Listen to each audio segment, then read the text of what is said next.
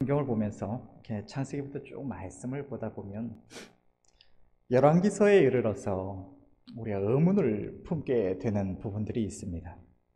성경을 보면 하나님께서는 하나님을 경외하며 하나님의 법도와 규례를 준행하는 자, 하나님과 동행하며 그 하나님의 낯을 뵙기를 사모하는 사랑하시는 주의 백성들에게는 한없는 복을 더해 주셔서 그 모든 일이 형통케 하시고 인간으로서 이룰 수 없었던 모든 아름다운 것을 얻게 하시는데, 또 동시에 하나님의 백성들이 하나님을 거스리며 하나님의 뜻을 배반하여 떠나서 하나님의 모든 규례와 법도를 멸시하고 우상 숭배를 행할 때 하나님께서 이방 민족들을 들어서 또는 그의 삶의 어떤 사건을 통해서 그를 징계하시는 그런 모습들이 성경에는 기록이 되어 있습니다. 그런데 열왕기서를 보게 되면 이스라엘의 왕들 가운데는 남유다와 북이스라엘 모두 어떤 왕들은 하나님을 참 경외함으로 하나님 앞에 바르게 행한 반면에 어떤 왕들은 하나님을 떠나서 우상 숭배에 완전히 빠져서 하나님을 진노케 하는 이런 왕들이 있습니다. 그리고 보통의 경우에는 그들의 행위의 결과가 그들의 삶에 이 기록된 대로 하나님을 경외하며 바르게 행했던 이들은 아름다운 결과를 맞이하고, 하나님을 거스리며 우상 숭배를 행하고 잘못 행했던 이들은 징계를 받아서 아름답지 못한 끔찍한 결말을 맞이하는 예가 대다수인데, 어떠한 왕들은 분명히 이 왕은 하나님 앞에 바르게 아름답게 행한 왕인데 그 결과가 이상하게 아름답지 못한 왕들이 있습니다. 그 중에 하나가 바로 이 오늘 본문에 기록된 히스기야 왕입니다. 열왕기서를 보면 이 히스기야 왕은 정말 하나님을 경외하며 하나님의 법도와 규례를 잘 준행하던 아름다운 왕이었습니다.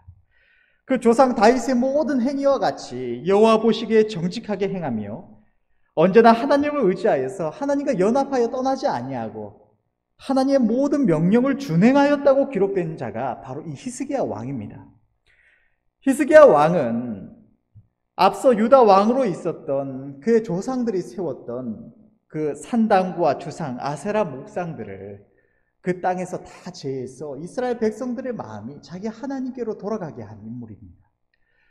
또 모세가 광야에 세웠던 놋뱀마저도 이스라엘 백성들이 그 앞에 절함에 분향하며 그것을 숭배하니까 그것마저도 제하여 없애서 온전히 이스라엘 백성들이 우상 숭배에서 떠나서 자기 하나님을 향하도록 했던 인물이 이 히스기야 왕입니다. 뿐만 아니라 이 히스기야 왕은 아수르 왕 사데립이 쳐들어와서 온 유다를 치고 예루살렘의 성마저 포위하여서 이제 함락되는 일만 남았을 때에도 이 왕은 세상 나라를 의지해서 어떤 다른 나라의 도움을 청해서 이 아수르 왕을 쳐서 구해달라고 청하든지, 혹은 자신의 어떤 힘과 지혜를 믿고 의지하든지, 혹은 그것도 아니라 이제 다 끝났다고 절망하며 하나님을 원망했던 것이 아니라 그는 절망적이고 절대로 이길 수 없는 그런 처절한 상황 속에서도 자기 하나님을 믿고 바라보며 하나님 앞에 부르짖어서 하나님의 도우심을 받은 인물입니다. 하나님께서는 하나님 앞에 간구하는 히스기야의 기도를 들으시고 그 아수르 왕 사네립이 행하는 일들을 하나님이 보시고는 천사를 보내셔서 아수르 왕 사네립이 온 나라를 멸하던 그 강력한 군대를 천사를 보내셔서 쳐서 멸하시고 히스기야와 유다의 구원을 주셨던 이런 놀라운 일들을 경험했던 왕이 이 히스기야 왕인 것입니다. 이처럼 하나님과 동행했던, 하나님을 경외하며 하나님의 명령을 준행하며 하나님을 믿고 의지했던 히스기야 왕인데, 이상한 일은 이후에 기록된 사건을 보면 이 히스기야 왕이 어느 날 이제 병들어 죽게 된 일을 맞이했을 때 이 왕이 하나님 앞에 간구하여서 하나님 앞에 치유하심을 받았습니다. 하나님께서 히스기야의 기도를 들으시고 그의 수명을 늘려주셔서 15년을 연장하시고 아름다운 것들을 누리게 허락해 주셨습니다. 뿐만 아니라 해 그림자를 10도로, 아하스의 일령부 위에 나아갔던 해 그림자를 뒤로 거꾸로 10도를 물러가게 하시는 기적까지 보여주시면서 하나님께서 그의 기도를 들으심을 나타냈던 이 사건이 있었는데, 바로 그 이후에 히스기야가 병들었다는 소식을 들은 바벨론 왕이 사자를 보내서 이 위로를 하도록 보냈습니다. 그런데 이 히스기야 왕이 바벨론 왕이 보낸 그 사자를 데리고 그 왕궁의 모든 아름다운 것과 내탕고에 있는 아름다운 것들, 또 그 나라의 아름다운 것을 다 보여준 일이 있었습니다. 그런데 하나님께서는 이 일 이후에 선지자 이사야를 보내셔서 말씀하시기를, 그 왕이 그 모든 것을 보여줬기 때문에 때가 이르를 것인데 그 왕궁에 있는 모든 아름다운 것들과 내탕고에 있는 모든 아름다운 것들과 그 나라의 모든 아름다운 것들을 다 바벨론 왕에게 빼앗기게 될 것이고, 심지어는 그 왕의 아들 중에서 포로로 잡혀가서 그 잡아간 바벨론 왕궁의 환관이 될 것이라는 이런 끔찍한 재앙을 말씀을 하십니다. 왜 하나님께서는 이러한 재앙을 히스기야에게 말씀을 하셨을까요? 하나님을 경외하며 그토록 주의 백성들의 마음을 하나님께로 향하게 하고자 했던 왕인데, 하나님의 명령과 규례를 끝까지 준행했던 왕인데, 왜 히스기야에게 하나님은 이런 두려운 일을 말씀을 하셨을까요? 하나님께서 만약 우리가 가진 무언가를 누군가에게 보여준다고 해서 빼앗기는 일이 당연한 것이라면, 상식이라면, 우리가 가진 거 다 좋은 거는 다 어떻게든 보여주지 않겠다고 꽁꽁 숨기고 자기만 누리도록 그렇게 해야 했을 것입니다. 근데 우리가 알다시피 하나님께서 우리에게 은혜로 주신 아름다운 것들을 누군가에게 보여준다고 해서 이런 빼앗기는 일이 일어나지 않는 것입니다. 하나님께서는 앞서 어떤 말씀을 통해서, 하나님의 법을 통해서 하나님께서 은혜로 주신 아름다운 것들을 이방 민족이나 혹은 누군가에게 보여주지 말라고 명하신 일도 없었습니다. 선지자들을 통해서 경고한 일도 없었습니다. 그런데 왜 하나님께서는 이러한 재앙을 말씀을 하신 것일까요? 왜 하나님을 경외하던 히스기야 왕에게 하나님께서는 그에게 일찍이 깨닫게 하셔서 그 사자에게 그러한 것들을 보여주면 안 된다는 것을 깨닫게 하시든지, 혹은 지혜를 주시든지, 혹은 선지자를 보내셔서 경계하시지 않으시고 왜 이런 두려운 재앙이 그의 삶에 일어나도록 가만히 허락해 두신 것일까요? 그 이유가 역대기에 이르러서 오늘 본문에 기록이 되어 있는 것입니다. 오늘 본문의 말씀을 보면 이러한 재앙이 히스기야의 생전에 히스기야와 그 온 유다에 선포되었던 이유는 히스기야가 마음이 교만하여서 하나님께 받은 은혜에 보답지 아니하여서 이런 일이 일어났다고 기록을 하고 있는 것입니다. 오늘 본문의 24절과 25절을 보면, 그때 히스기야가 병들어 죽게 된 고로 여호와께 기도하매 여호와께서 그에게 대답하시고 또 이적으로 보이셨으나 히스기야가 마음이 교만하여 그 받은 은혜를 보답지 아니하므로 진노가 저와 유다와 예루살렘에 임하게 되었더니 하나님께서 그의 기도를 들으시고 은혜를 베푸셨음에도 불구하고 히스기야가 마음이 교만하여서 하나님께 받은 은혜에 보답하지 아니하여서 히스기야에게 이러한 재앙이 임하였다고 성경은 기록을 하고 있는 것입니다. 교만이라는 것은 일반적으로 겸손하지 않고 건방지게 행하고 스스로 높여서 잘난 체 하는 것을 말하고, 성경적으로는 하나님을 신뢰하고 높이기보다 자기 자신이나 자기가 가진 수단을 신뢰하여서 자기를 높이는 것을 교만이라고 합니다.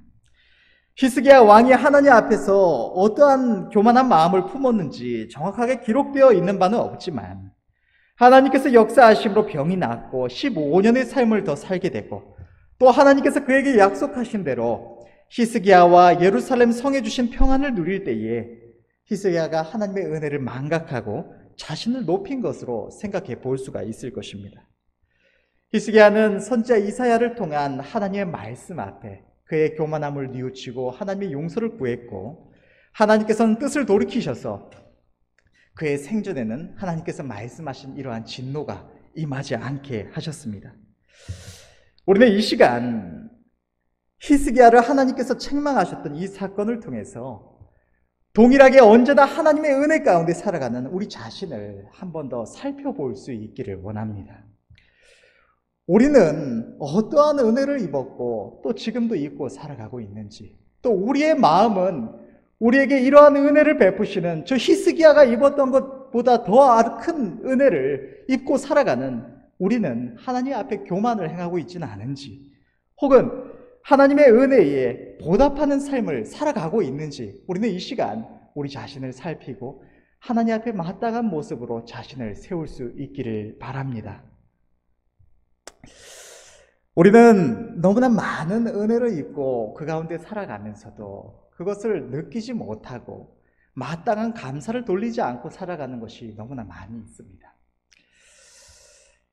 제가 전에 군 생활을 하면서 느꼈던 것들이 많은데 그것들 중에 지금도 잊혀지지 않는 것이 우리가 평소에 늘 누리고 살아가는 것들이 얼마나 큰 은혜인가 하는 것입니다. 제가 장교로 훈련을 받는다고 이제 훈련소에 들어가서 교육을 이제 대학교 다니면서 3개월씩 방학 때마다 이렇게 가서 한두 달씩 이렇게 교육을 받고 오고 이런 것들이 있었는데, 그렇게 교육을 받으러 가게 되면 요즘에 보통 병사들 이렇게 훈련이 요즘 힘들지 않다. 그래서 요즘에 군대 별로 안 힘들다 이렇게 말을 하는데 모르겠습니다. 요즘에 장교들도 다 요즘에는 그런지는 모르겠지만 저 훈련 받을 때만 해도 병사들이나 보통 일반적인 경우랑 비교가 안 되는 이런 강도를 가지고 훈련을 시켰는데, 그러면서 느꼈던 것이 우리가 얼마나 큰 은혜 안에 살아가고 있는가, 평소에 그렇게 살아가고 있는가를 정말 많이 느낄 수가 있었습니다. 훈련소에 들어가서 이제 훈련을 받게 되면 수시로 잠을 제대로 못 잡니다. 새벽 2시, 3시까지 잠을 안 재고, 보통 원래 규정상에는 10시, 11시면 잠을 재우게 되어 있는데 잠을 안 재웁니다. 온갖 꼬투리를 잡아서 청소를 제대로 안 했다거나 혹은 시끄럽게 했다거나 무슨 꼬투리를 잡아서 새벽 2시, 3시까지 밖에서 얼차려를 받습니다. 그리고 들어가서 잠깐 잠을 청하는데 그 중에서도 불침번이나 이런 것들이 있는 사람은 잠을 또 제대로 못 잡니다. 1시간씩 근무를 서느라. 그리고 나면 5시에 일어나서 이제 훈련을 나가는 겁니다. 한 번 이런 일이 있으면 괜찮은데 이런 게 수도 없이 있다 보니까 잠을 제대로 못 잔 상태에서 그렇게 훈련을 받게 되는데, 그렇게 되면 30분이고 10분이고 혹은 1시간이고 이렇게 잠깐 눈 붙이는 것, 혹은 가끔씩 주말이나 이렇게 해서 그런 얼차려가 없이 혹은 무슨 일이 없이 잠을 제대로 딱 자게 되면 그게 얼마나 기쁘고, 그 잠잤다는 거 하나만으로 얼마나 기쁘고 감사한지 모릅니다. 훈련 중에 잠깐 무슨 일이 있어서 일정이 밀려서 대기해라 혹은 잠깐 쉬고 있어라 해가지고 쪽잠을 자고 무거운 군장을 메고 총을 잡고 잠깐 기대서 조는 것만으로도 얼마나 감사한지 모릅니다. 또 우리는 매일 밥을, 여기 성도님들 중에서 밥 못 먹는 분은 안 계시지 않습니까? 그런데 우리가 매일같이 밥을 풍성하게 먹고 살아가면서도 때때로 그렇게 맛있는 걸 먹으면서도 하나님께 마땅한 감사를 돌릴 줄 모르고, 그것을 먹으면서도 하나님께서 이 은혜 주셨다고 감격할 줄을 모르는 게 우리들의 모습입니다. 그런데 훈련을 받다 보면 밥을 제대로 못 먹게 하는 경우도 굉장히 많습니다. 제일 심한 경우는 유격 훈련이다 이런 걸 가게 되면 보통 밥 먹는 식사 시간을 5분, 10분을 줍니다.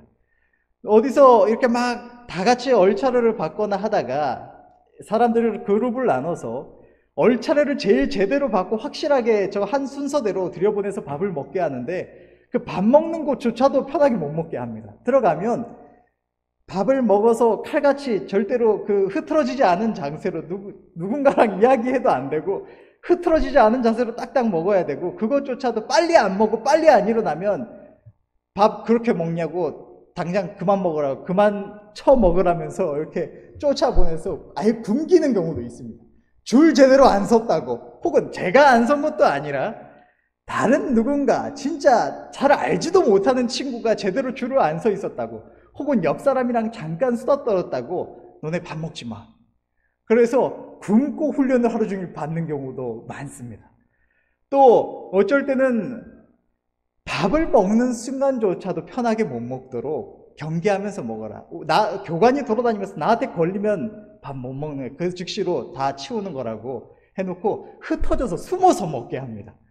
밥을 제대로 주지도 않은 조그마한 밥 다 먹어도 부족한 양을 가지고 안 들킬 거라고 막 몸에 나뭇가지 꽂고 막 흙더미 뒤에 숨어서 이렇게 먹으면서 혹시 누구 오지 않나 그러면서 먹으면서 또 시간은 또 칼같이 정해서 빨리 안 먹으면 다 튀어나오라고 해서 치워버립니다. 그러면 밥 한 끼, 그냥 맛있는 반찬도 필요 없고, 그냥 김치에 그 멀건 콩나물국에 밥 한 그릇 제대로 먹는다는 게 얼마나 감사한지 모릅니다.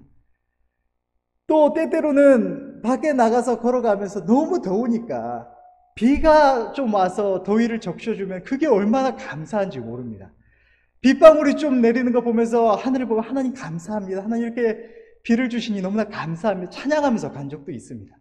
또 때로는 맑은 기상을 주셔서 진창밭이 뒹굴지 않을 수 있다는 게 또 얼마나 감사한지 모릅니다. 이런 우리가 맨날 누리면서 살아가는데도 아무런 감사조차 하지 않는 모든 것들이 우리 하나님께서 우리에게 주신 은혜입니다. 우리가 매일 숨쉬며 살아가는 이 공기도, 여러분 이번에 코로나 사태로 인해서 많은 분들이 이제 마스크를 쓰고 생활하고 하면서 이 공기가, 맑은 공기에 마시는 것이 얼마나 소중한 것인가는 많은 분들이 또 느낄 수 있으셨을 것이라고 생각을 하는데, 마스크보다 더한 것이 방독면을 쓰고 훈련을 받게 되면, 몇 시간이고 훈련을 받게 되면 숨을 쉬고 있는데 숨을 쉬고 있는 것 같지가 않습니다. 숨이 차고 답답하고 안에는 습기가 차고 빨리 이거 좀 단 5분 10분만이라도 좀 벗고 싶은데 벗으면 난리가 나니까 벗지를 못하고 훈련을 받습니다. 그러면 이 방독면을 딱 벗는 순간 얼마나 마음이 기쁘고 즐거운지 모릅니다. 여러분 이런 즐거운 마음으로 숨쉬고 하나님께 감사하고 계십니까? 이러한 아름다운 것들을, 이런 소중함을 그곳에서 많이 느꼈어. 그래서 휴가를 나오거나 했을 때 더 감격스럽고 하나님께 찬양할 거리가 많이 있었는지 모릅니다.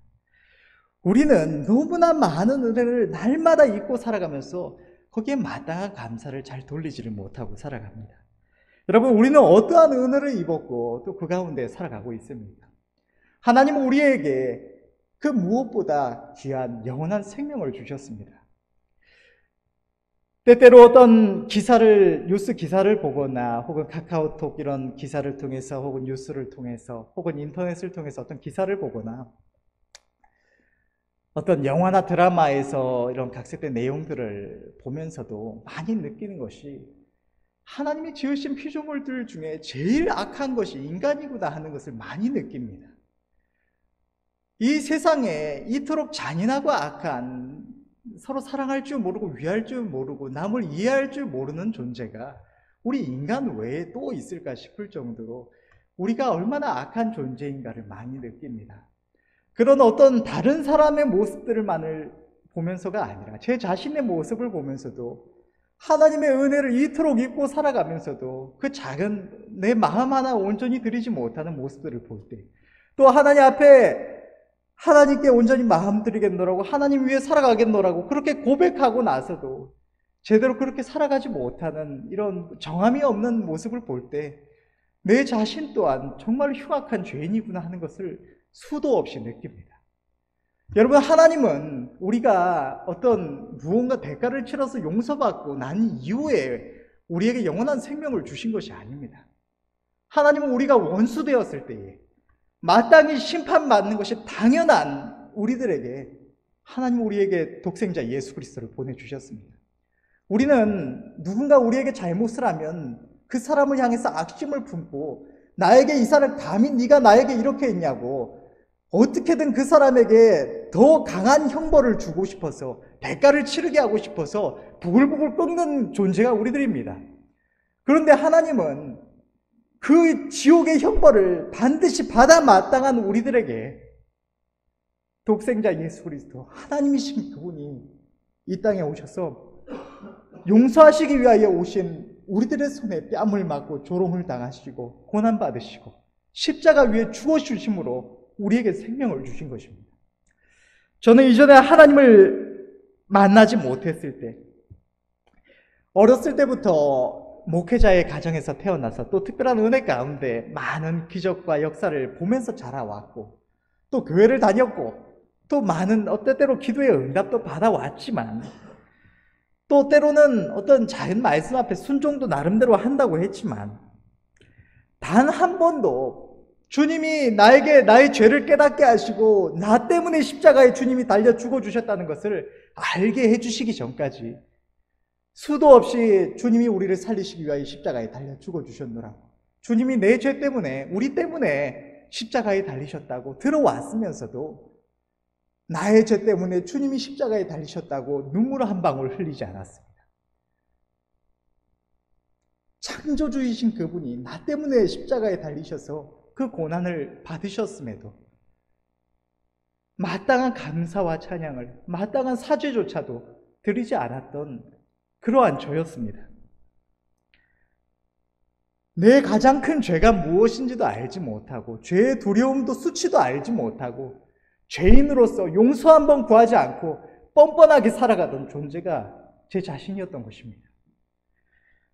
그런데 이러한 죄인이 하나님의 무조건적인 사랑을 인해서 죄인이 감히 꿈꿀 수 없는 찬란한 천국을, 영원한 생명을, 독생자 예수 그리스도를 우리의 심령 안에 모실 수 있게 된 것입니다.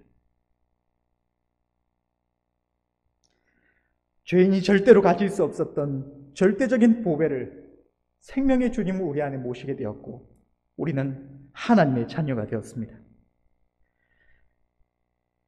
죄로 인한 고통을 영원토록 받을 수밖에 없었던, 지옥의 영원한 형벌 속에서 후회하며 절망하며 잘못했노라고 부르짖을 수밖에 없었던 우리가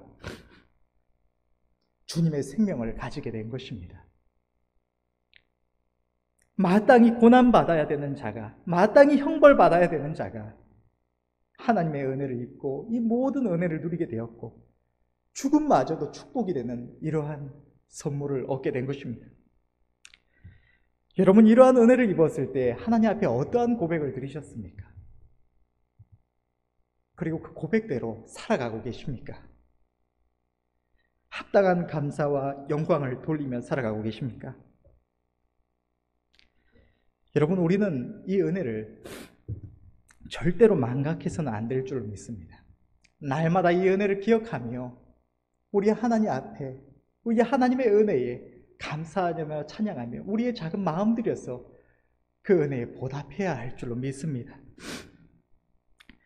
하나님께서는 독생자 예수 그리스도 우리를 위하여 보내주셔서 우리에게 영원한 생명을 주신 것이 끝이 아닙니다. 제가 최근에 깨달은 것이 하나가 있는데, 너무나 어떻게 보면 당연한 내용이고 다 알고 있는 내용일지도 모릅니다. 그런데 최근에 하나가 크게 와닿았던 것이 하나가 있는데, 무엇이냐면 하나님이 우리를 어떠한 사랑으로 사랑하고 계신가 하는 것이었습니다.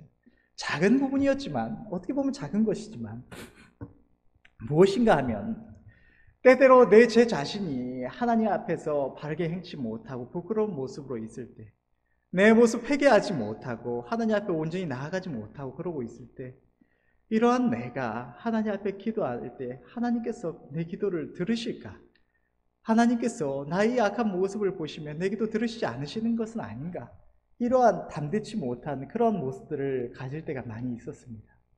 그런데 최근에 깨닫게 된 것이 무엇이냐면, 하나님은 내가 회개치 않고 그렇게 악한 마음으로 있는 그 순간마저도 하나님은 나를 향해 진노하며 네가 감히 그렇게 행하고 있느냐고 나를 향해 벽을 세우고 계시는 것이 아니라, 하나님을 향하여 벽을 세우는 것은 내 자신이고, 하나님은 우리를 동일한 사랑으로 사랑하고 계신다는 것입니다.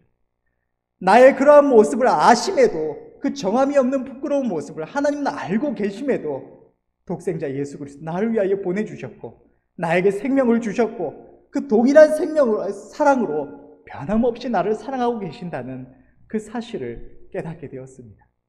내가 회개하고 주님께로 돌아가기만 하면, 주님의 그 사랑 앞에 무릎 꿇고 나아가기만 하면, 하나님은 나를 향하여 악한 마음을 품지 아니하시고 나를 향하여 진노치 아니하시고 사랑으로 품어주신다는, 더욱더 축복하신다는 사실을 더 크게 깨달을 수가 있었습니다. 여러분, 하나님은 죄인되고 부끄러운 우리 인생들에게 날마다 하는 사랑과 은혜를 베푸시고 계십니다. 하나님은 우리의 삶의 모든 필요를 공급해 주십니다. 이 세상에 가족 외에는 아무도 신경 쓰지 않을 나의 필요를 만왕의 왕 되신 하나님, 창조주이신 하나님이 나조차도 때때로 생각지 못하는 나의 필요를 헤아리시고 공급하시는 것입니다. 우리는 이것을 누리며 살아오기 때문에 그것이 마땅히 마치 당연히 어떤 누리는 권리처럼, 주의 백성이 당연히 누리는 것처럼 그렇게 착각하고 감사치 못하고 살아갈 때가 많이 있습니다. 그러나 여러분, 한낱 어떤 시장이나 대통령이나 혹은 우리 주변의 어떤 단체의 장이 나를 챙겨줘도, 혹은 내 친구가 나를 그렇게 챙겨줘도 정말로 감사하며 보답해야 되는 것이 인간의 마땅한 도리 아닙니까? 그런데 동일한 인간도 아니고 한낱 인간도 아니고 창조주이신 그분이 하나님의 지으신 모든 피조물 가운데 지극히 작은 나의, 정말 아무것도 아닌 나의 이 작은 필요를 하나님이 일일이 헤아리시고 공급하신다는 것이 얼마나 큰 은혜입니까, 여러분? 하나님이 나를 그토록 보시고 나에게 은혜를 베푸시고 계신다는 것이 얼마나 큰 은혜입니까? 하나님은 우리를 인생의 모든 위험과 재앙에서도 보호하십니다. 나 자신도 알지 못하고 있던, 생각지 못하고 있던 위험에서 우리를 건지시고, 이 세상에 그 누구도 나를 도울 수 없는 상황에서도 만왕의 왕 되신 창조주 하나님께서 나에게 눈을 돌리지 아니하시고, 단 한순간도 내게서 눈을 돌리지 아니하시고 하나님의 그 자비로운 손길로 나를 감싸주시고 지켜주시는 것입니다. 이것이 우리가 매일 누리고 살아가고 있는 은혜입니다. 하나님께서는 죄와 유혹, 죄의 유혹과 마귀의 계계에서 우리를 지켜 보호하여 주십니다. 이 시대는 마귀가 자기의 때가 다한 줄 알고 어떻게든 많은 영혼들을 멸망시키고자 발버둥치는 시대입니다. 이러한 시대에 우리가 하나님 앞에 믿음을 지키며 행할 수 있는 것은 우리가 하나님 앞에 경건하거나 발라서가 아닙니다. 우리가 지혜롭고 하나님을 잘 붙들어서가 아닙니다. 하나님께서 우리를 택하시고 불러주셔서 하나님의 한없는 은혜로 우리를 붙들고 계시기 때문에 우리가 오늘날까지 이 믿음을 지키고 살아갈 수가 있는 것입니다. 내 자신이 하나님께로 멀어져 있다가 돌아올 때마다 느끼는 것, 또 이전에 우리 교회에서 시험 들거나 또 악한 영의 역사에서 떠나간 이들을 볼 때에 수도 없이 생각하는 것은 내가 믿음을 지키고 살아간다는 것, 내가 하나님께로부터 멀어져 가다가도 다시 하나님의 품으로 돌아올 수 있다는 것, 이것이 하나님의 사랑의 증거구나 하는 것이었습니다. 내가 하나님을 떠나고 있는 그 순간에도 하나님을 기뻐하지 않고, 마땅히 기뻐하며 즐거워야 할 내 하나님을 기뻐하지 않고 세상의 어떤 낙에 빠져서 혹은 다른 것에 빠져서 하나님께로부터 멀어지고 있는 그 순간에도 주님 나를 사랑하셔서 나를 인하여 탄식하시고, 우리가 하나님께로부터 멀어져 갈 때 여러분 우리의 마음의 괴로움을 느낀 적이 있으십니까? 그것은 우리가 하나님께로부터 멀어져서 내 마음에 어떤 내 스스로 양심의 가책을 느끼는 것이 아니라 우리 안에 오셔서 우리와 함께 하시며 영원토록 우리를 사랑하셔서 우리를 축복하시기를 원하시는 우리 하나님께서 우리의 모습을 보시며 탄식하시는 하나님의 음성이라는 것을 알고 계십니까? 그 탄식으로 인하여, 그 탄식과 날마다 우리를 위하여 간구하시는 주님의 그 중보를 인하여 우리가 다시 하나님께로 돌아올 수가 있는 것입니다. 하나님은 우리의 걸음을 인도해 주십니다. 어리석은 내 자신이 한 치 앞도 알지 못하는 우리의 삶을 하나님께서 모든 것을 아시고 이 세상 그 무엇보다 지혜로우신 그 한없는 지혜로 우리의 삶을 위하여 친히 계획하시고 우리의 삶을 인도해 주십니다.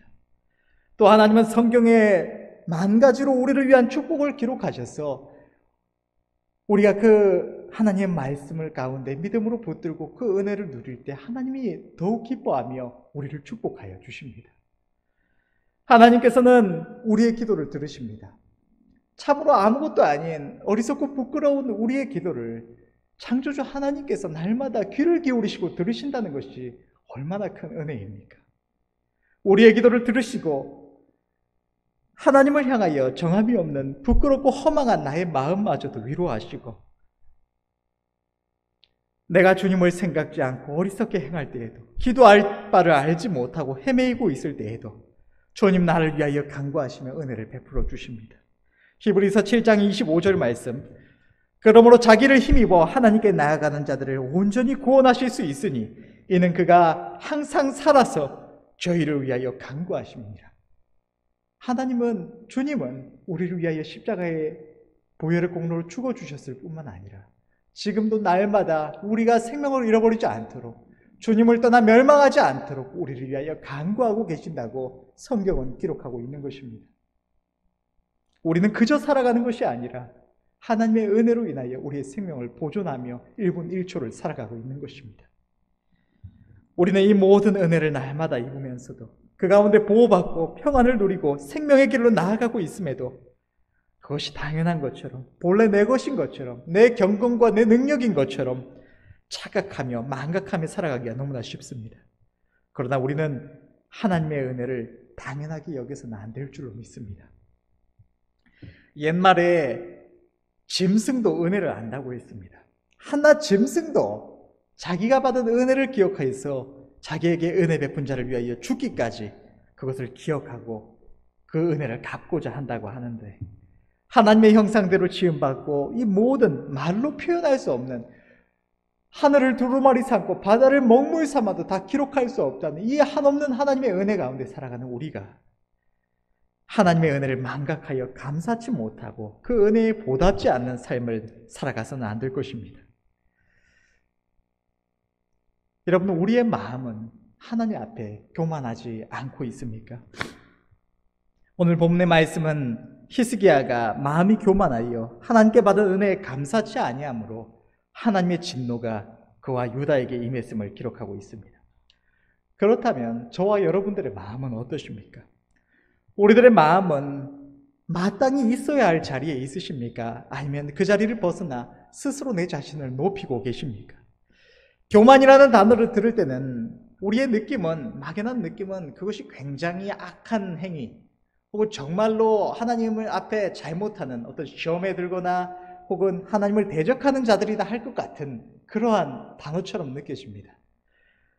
나와는 상관없는 행위처럼 느끼기가 쉬운 것입니다. 우리의 일상 속에서 이러한 단어를 많이 사용하지도 생각하지도 않기 때문입니다. 그러나 하나님 앞에서 우리의 교만이, 우리의 마음이 하나님의 은혜로 살아가는 죄인이 마땅히 있어야 할 낮은 자리를 벗어나서 자신을 높이는 것을 의미한다는 것을 생각한다면 이것은 죄인된 우리가 너무나 본능적으로 저지르는 행위라는 것을 알 수가 있을 것입니다. 우리가 하나님의 은혜를 입었을 때, 하나님의 은혜를 입고도 그것을 인정치 않거나 나의 공로로 돌릴 때 그것이 하나님 앞에 교만이 됩니다. 우리의 신앙생활에 있어서 우리가 오늘날 믿음을 지켜가고 또는 하나님 앞에서 어떠한 일들을 행하는 것이 내가 경건해서, 내가 잘 순종해서, 내가 지혜롭고 의로워서, 겸손해서 한다고 스스로 착각하며 살아가는 그 모습이 바로 하나님 앞에서 우리의 교만인 것입니다. 제가 신학대학원을 다닐 때에 처음에 수많은 거기에 또 같이 공부하던 전도사님들과 혹은 교수님들을 보면서 그들이 하는 말들 속에서 자기 자신을 높이고 하나님을 모르고 교만하게 행하는 이런 모습들을 보면서 부글부글 속이 끓고 어떻게 상종치 않고 싶은 그런 마음이 샘솟을 때가 많이 있었습니다. 그래서 너무 답답해서 어떻게 저런 소리를 하는가, 어떻게 저렇게 하나님 앞에서 하나님을 알지도 못하고 자기도 모르고 부끄러운 모습으로 행할 수가 있는가 해서 부글부글 끓어서 정말 쉬는 시간마다 목사님한테 전화해서 하소연을 했던 적이 있었습니다. 그런데 그때 목사님이 하셨던 말씀 중에 정말로 지금까지 기억되는 말씀이, 저들이 그렇게 잘못 행하고 하나님을 알지 못하고 부끄러운 행위를 하는 것이 저들이 우리보다 더 악해서가 아니라 우리가 하나님 앞에 더 큰 은혜를 입었을 뿐이라고 말씀하셨던 말씀이 기억이 납니다. 저들은 하나님의 은혜를 우리처럼 입지 못했기 때문에 저러한 모습으로 있을 뿐, 우리는 하나님께 더 많은 것을 받아서 누리고 있을 뿐이라는 것을 말씀하셔서 그것을 통해 깨닫고 그 이후에 같이 공부하는 전도사님들과 교수님들을 향해서 악한 마음을 품지 않고, 그들을 보면서 저들이 악하다고 교만한 마음을 품지 않고 때때로 위에서 기도해 줄 수가 있었습니다. 그리고 좋은 마음으로 그들을 대할 수가 있었습니다. 우리가 부족하지만 하나님을 알고 참 믿음 가운데 하나님 앞에 나아올 수 있게 된 것, 때때로 하나님께 헌신함으로 영광을 돌릴 수 있는 것은 하나님의 은혜인 줄로 믿습니다. 우리의 잘남이 아닙니다. 우리는 마음이 죄로 오염된 어리석고 악한 인생일 뿐이며, 우리의 심령을 의의 길로 인도하시며 선한 마음을 품게 하시는 이가 우리 주님이신 것입니다. 저 아름다운 주의 종이었던 사도 바울 또한 나의 나된 것이 오직 하나님의 은혜라고 고백했습니다. 고린도전서 15장 10절 말씀, 그러나 나의 나된 것은 하나님의 은혜로 된 것이니 내게 주신 그의 은혜가 헛되지 아니하여 내가 모든 사도보다 더 많이 수고하였으나 내가 아니요 오직 나와 함께 하신 하나님의 은혜로라. 주의 종 사도 바울은 하나님의 나라와 하나님의 영광을 위하여 모든 핍박과 고난을 참으며 죽도록 수고하며 헌신했음에도 불구하고 그것이 자신의 하나님을 향한 충성이 아니라 하나님의 자신을 향한 은혜였노라고 고백을 하고 있는 것입니다. 하물며 우리가 하나님 앞에서 자신을 높여서 그것이 내 공로인 양 해서는 안 될 줄로 믿습니다. 우리는 마땅한 감사와 찬양으로 우리가 하나님 앞에 무엇을 행할 때에도 하나님 앞에 어떤 헌신으로 영광을 돌리거나 혹은 하나님 앞에 어떤 귀한 예물을 드리거나 하나님 앞에 충성되이 무언가를 행할 때에도 하나님, 내가 하나님을 사랑해서 내가 이렇게 열심히 했노라고 내 자신을 내세울 것이 아니라 하나님의 은혜로 내가 하나님께로 나아올 수 있었고 하나님의 은혜로 하나님 주신 이 아름다운 것들로 인하여 내가 하나님을 섬길 수가 있었고 하나님의 은혜로 이 모든 것을 행할 수 있었노라고 고백하며 영광 돌리시는 은혜가 있으시기를 바랍니다. 또 세상의 삶에 있어서 하나님께서 주시는 것들을 누릴 때에 내가 똑똑해서 내가 노력하고 내가 능력이 있어서 지혜로워서 누리고 있다고 생각하는 것 자체가 하나님 앞에서 그 모든 것을 우리에게 허락하신 하나님 앞에서 우리의 교만인 것입니다. 성경을 보면 느부갓네살 왕은 자신이 치리하던 그 바벨론 나라의 아름다운 모습을 보면서 이 나라가 내 지혜와 권세로 이루었다고 스스로 높이다가 하나님 앞에 책망을 받았습니다. 하나님께서는 느부갓네살 왕을 책망하셔서 그 나라가 그의 지혜가 아니라 그의 어떤 능력과 권세가 아니라 하나님께서 그에게 허락하신 것이라는 사실을 깨닫게 하셨던 것입니다. 우리는 언제나 이 사실을 기억해야 할 줄로 믿습니다. 또 우리가 하나님 앞에 교만한 모습은 하나님의 은혜를 입은 자가 마땅히 있을 자리를 떠나서 주님이 계셔야 할 주인의 자리에 내가 앉고자 할 때 이것은 하나님 앞에서 가장 큰 교만이 되는 것입니다. 우리 인생의 가장 큰 교만은 우리를 지으시고 우리에게 생명을 주시며 모든 은혜를 베푸시는 주님의 자리를 도적질하는 것입니다. 자신의 죄인됨과 주님의 은혜를 깨닫고 회개하여 주님을 영접한 자가 자신에게 주인이 계심을 망각하고 모든 은혜를 베푸시는 주님을 생각지 않고 내가 마치 내 삶의 주인인 양 마음대로 결정하며 행하며 살아가는 그것이 하나님 앞에서 가장 큰 교만인 것입니다. 우리는 이러한 교만을 버리고 주님을 온전히 우리 주인의 자리에 모셔야 할 줄로 믿습니다. 여러분, 하나님께서는 왜 우리에게 은혜를 베푸시고 또 왜 우리가 그 은혜에 보답지 않을 때 하나님 우리를 책망하실까요? 그것은 하나님께서는 너무나 우리를 사랑하시는 분이시기 때문입니다. 우리가 일반적으로 세상에서 어떤 기업이나 단체 혹은 어떤 직종에서 종사하는 이들에게 무언가를 부탁하여 도움을 받는 것, 의료나 상담, 교육, 어떤 경찰, 소방, 기타 이러한 도움을 받을 때에는 보통 직접적이든 간접적이든 그에 따른 대가를 지불하고 받는 도움입니다. 그러나 하나님의 도우심에 있어서 우리는 하나님께 아무것도 드릴 것이 없는 존재들입니다. 이 세상 모든 것들, 우리의 생명마저도 하나님의 것입니다. 우리는 무언가를 드려서 하나님을 이롭게 할 수 있는 것이 아무것도 없는 존재들입니다. 그럼에도 불구하고 하나님께서 우리의 목소리를 들으시고 역사하시는 단 한 가지 유일하고 강력한 원인은 하나님의 사랑인 것입니다. 하나님의 우리를 향하신 역사는 그것이 무엇이든 그 자체로 하나님의 우리를 향하신 사랑의 표현입니다. 가정에서 남편이나 아내가 배우자를 위해서 무엇을 하든지, 그것이 어떠한 선물을 주는 행위가 됐든지, 혹은 아내를 생각해서 혹은 남편을 생각해서 바깥에서 고생하고 혹은 오늘 힘든 나의 배우자를 위해서 뭔가 내가 더 나서서 집안일을 한다든지, 혹은 옆에 가서 어깨를 주무르든 다리를 주무르든 뭔가를 이렇게 섬기든 수고하며 희생할 때, 그것은 어떠한 모양이든 그 행위 자체가 아니라 그 상대를 향한 사랑의 진정한 의미가 있는 것입니다. 마찬가지로 하나님께서 우리의 기도를 들으시고 나의 어떤 병을 고쳐주셨다, 혹은 하나님께서 나의 기도를 들으시고 어떤 위험에서 건져주셨다, 하나님께서 나에게 어떤 아름다운 것들을 허락해 주셨다, 그 내가 받은 한 가지에는 궁극적으로 하나님의 우리를 향하신 사랑이라는 의미가 있는 것입니다.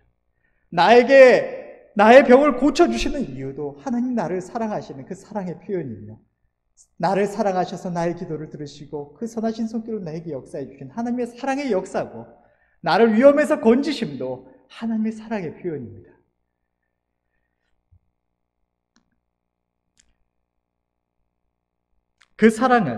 하나님의 사랑은 우리들에 의해서 마땅히 화답되어져야 하는 것입니다. 이 세상에서도 나는 누군가를 간절히 사랑하건만, 그래서 때로는 아무 대가 없이 물질과 시간을 허비하며 때로는 그 사람을 위해서 무언가를 계획하고 생각하느라 잠조차 제대로 자지 못하고, 그 사람의 아무 의미 없는 작은 말 한마디 한마디가 소중해서 내 마음에 큰 감동으로 다가오건만, 그 사람이 나의 소중한 그 모든 것을 아무 가치 없이 여기고 신경조차 쓰지 않을 때 그것이 얼마나 큰 고통이 됩니까? 하물며 하나님은 만왕의 왕, 창조주이신 그분이 우리를 위해 친히 피조물의 형상을 입으시고 자신이 지으신 피조물들 사랑하셔서 살리시기 위하여 오신 우리들의 손에 모든 수치와 조롱과 고난을 받으시고 우리를 위하여 십자가의 끔찍한 죽으심을 당해주셨고, 그로 모자라서 단 1분 1초도 우리에게서 눈을 돌리지 아니하시고 우리의 마음의 작은 감정마저 헤아리시고 우리의 목소리에 매 순간 귀를 기울이시고 내가 구하지 않은 모든 은혜마저도 한없이 부으시고 계시건만,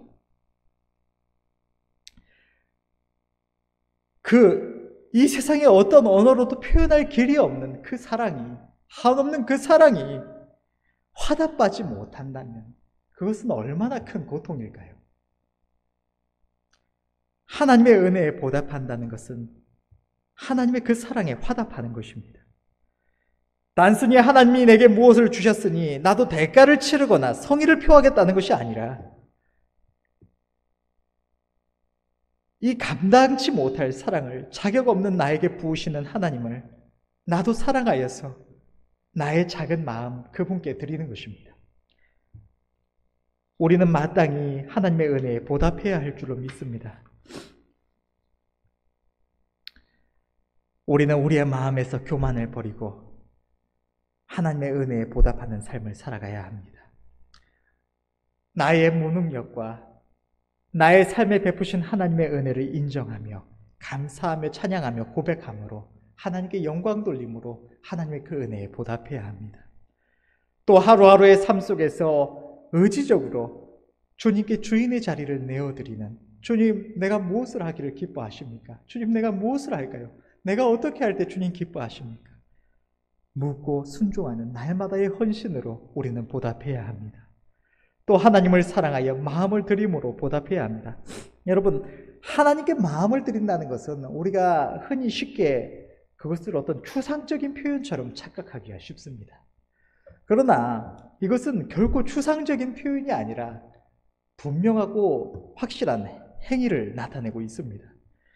이 세상에서 누군가를 사랑한다는 것은, 사랑이라는 말 자체는 보이지 않는 것이지만 그것은 수고와 희생의 모습으로 나타나서 그 행위를 통해서 그 마음이 전해지는 것처럼, 그 행위를 통해서 상대에게 나의 마음을 주는 것처럼, 하나님을 사랑하며 하나님께 마음을 드린다는 것 또한 하나님의 음성을 기뻐하여 그분께 물으며 귀를 기울이는 행위로, 또 하나님의 말씀이 기록된 성경을 가까이 하고자 하는, 하나님을 생각함으로 그 말씀을 가까이 하는 나의 행위로, 또 하나님의 음성을 듣기를 원하여 기도함으로 하나님께 나아가는 나의 행위로, 또 하나님 말씀에 순종함으로 주님을 생각하며 주님의 마음을 헤아리며 위하고자 하는 나의 모든 행위를 통해서 나의 하나님께 마음을 드리는 그것이 행해지는 것입니다.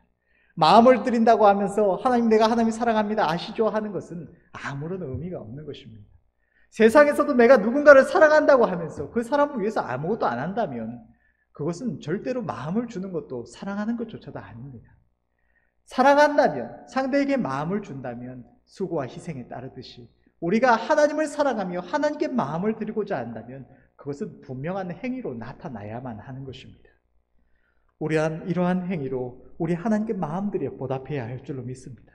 또 마지막으로 주님의 계명을 지켜서 하나님과 이웃을 사랑함으로, 복음을 전함으로, 혹은 이웃에게 선을 행함으로 하나님의 은혜에 보답을 해야 합니다.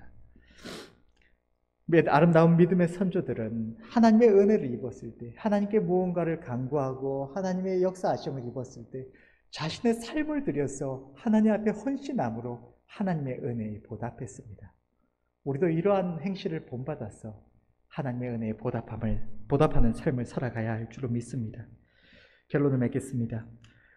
우리가 이 세상에 정신이 팔려서 아무 생각 없이 살아갈 때면 우리는 하나님의 은혜를, 그 사랑을 당연하게 여기거나 잊어버리기가 너무나 쉽습니다. 그러나 하나님의 은혜와 사랑은 우리가 살아가는 모든 순간과 죽음 이후 영원토록 찬양하며 감사하며 눈물을 흘려도 부족한 것이며 그 무엇으로도 다 갚을 수가 없는 은혜와 사랑입니다. 우리는 너무나 악하고 어리석어서 하나님의 모든 은혜 가운데 살아가면서 그것이 은혜인 줄도 모르기도 하고, 은혜로 받은 것들 중에 아주 극히 일부조차도 하나님께 돌려드리기를 마음에 기뻐하지 않기도 하며, 주님께 감사함으로 자원하여서 내어드렸던 주인의 자리에 끊임없이 자기가 다시 앉는 부끄럽고 교만한 행동을 되풀이합니다. 그러나 우리는 이 시간 오늘 본문의 말씀을 기억하며 하나님께서 우리의 삶에 베푸신 이 모든 은혜를 생각하며 우리의 마음과 행실을 회개하여 하나님의 은혜에 마땅한 감사와 찬양으로 영광 돌리며 그 은혜와 사랑에 마음들여 헌신함으로 보답하는 삶을 살아가야 할 줄로 믿습니다. 기도하겠습니다.